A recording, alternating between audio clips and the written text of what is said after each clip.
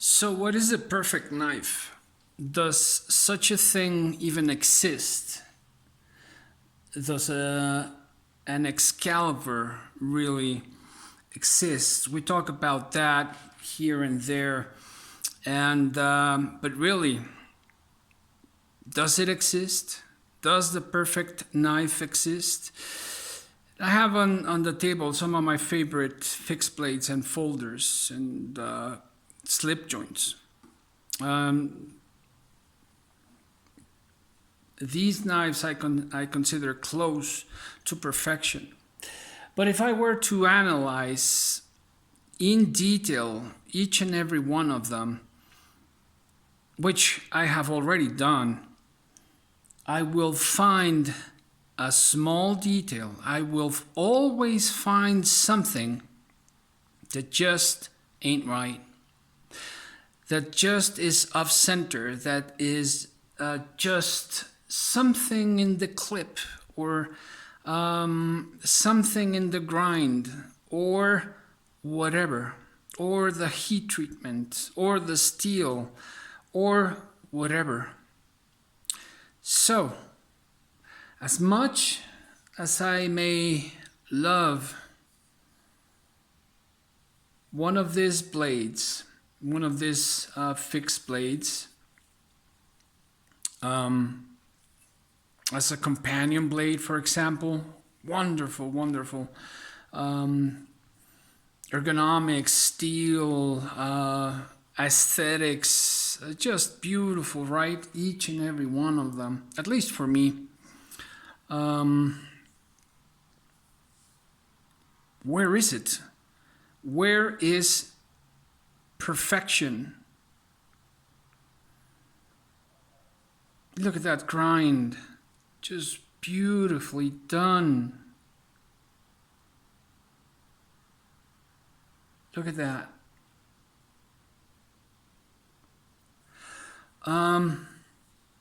And yeah, it's small, but at the same time, so well designed that it's just so comfortable, even for big hands like mine.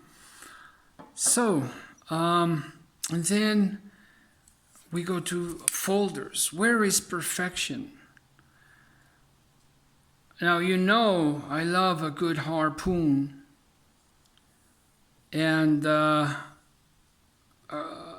Chris Reeve Zahn is just one of those folders that, yeah, I may say, yeah, it's not the most comfortable to disengage, but does it really bother me? And I will come up with X or Y excuse in my mind, but at the same time I know where are not the flaws, because there really are no flaws in that sense, but might be the weight even. Or how about the 940, the Osborne 940? This is such a beautiful design. And here we're talking about not just a functional folder or a functional knife, a fixed blade, but rather we're also talking about the design language. Just how beautiful this knife is. This can easily be found in my top 13 knives. Absolutely. Really, really enjoy the 940. What about the GECs? A good old Sudbuster, one of my favorite slip joints. And over time, how they generate this gorgeous patina.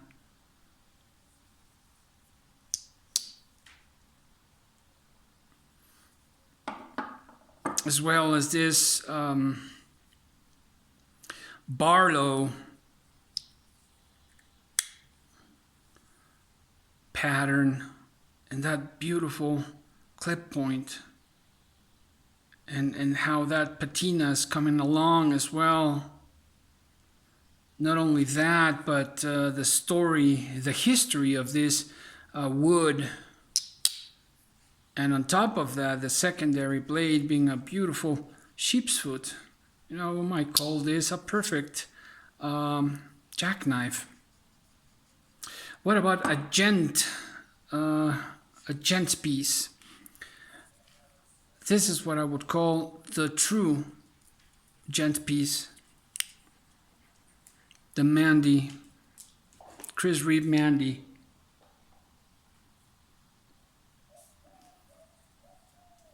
In this box elder, look at that. Yeah, I know it's upside down, but it's a pain in the, to straighten it up. But look, even the clip is nice. You can put this on a shirt, going to a wedding, and this will look nice, like a pen, and just beautiful design, and so well put together. Is this a perfect knife? I can certainly find at least one detail in each and every one of these on the table. The same as Darkness. Yeah, I renamed the Evo Typhoon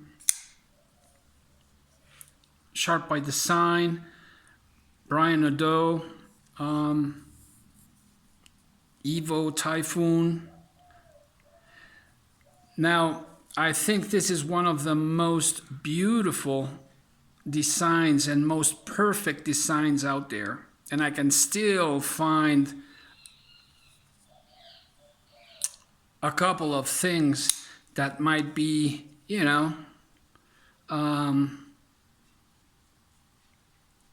not so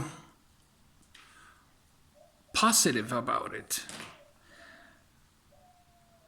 Now, does that take away anything from the design or from how much I like it? No, not the least.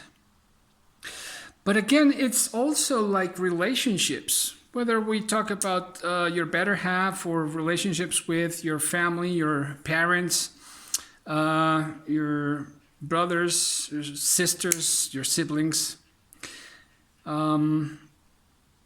It takes time.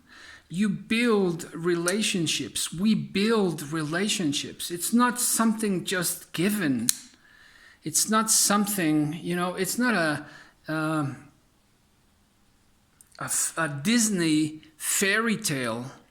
And of course, in most cases, we're going to find out that the happy endings don't exist.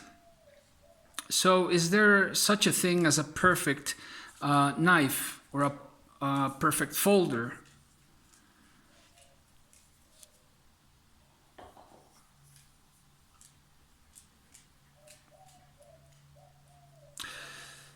I believe that perfection is in the eye of the beholder. Because even though I may think, well, the handle is just a bit too slippery, and that's a fact, this, for me, is just such a perfect design. Look at that. Harpoon clip point Japanese tanto. I hate guards, and yet this guard is perfect, perfectly designed, comfortable. It's a great utility tool. It cuts fantastic. It's strong towards the tip, and yet it slices so well.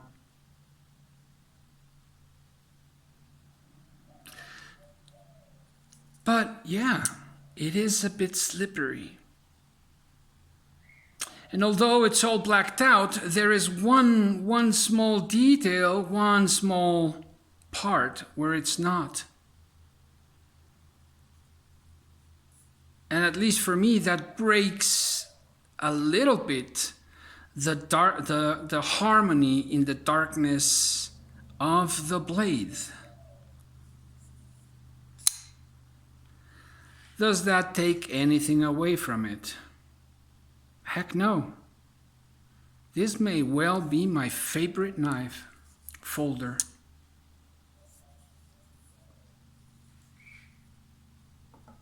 Same as the bullnose. Just such a simple jackknife. So simple, yet so useful, so comfortable. And that patina, you know, it ages with me. It ages with the use. As well as my fixed blades, as well as the 940. I don't regret those scratches. You know, it's just being used. And with time, we establish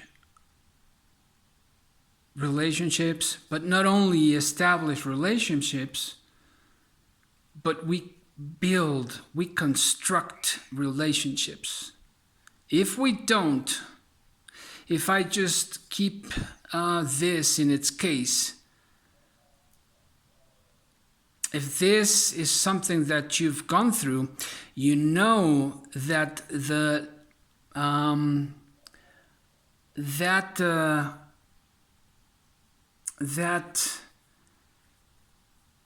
how can I put it? The liking of the knife is going to lower a bit. As opposed, if you carry this knife, this folder often, what's going to happen? You're going to like it, you're going to enjoy it more every day, as opposed to just being in the case. Yeah, you might appreciate it. Yeah, you might know how good it is. Yeah, you might know how well something is built.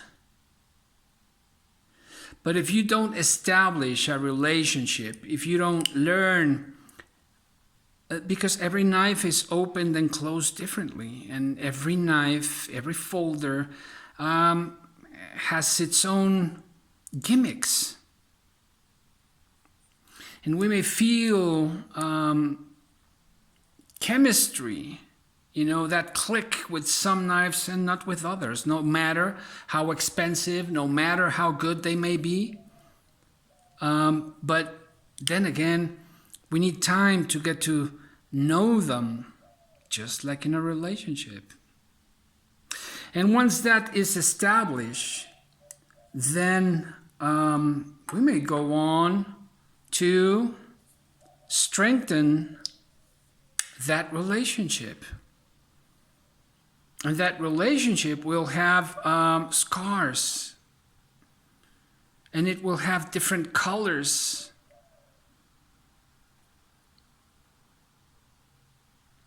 And whatnot. And that'll be a different, deeper relationship.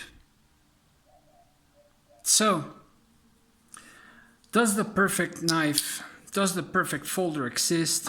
It certainly doesn't. But it does in the eye of the beholder.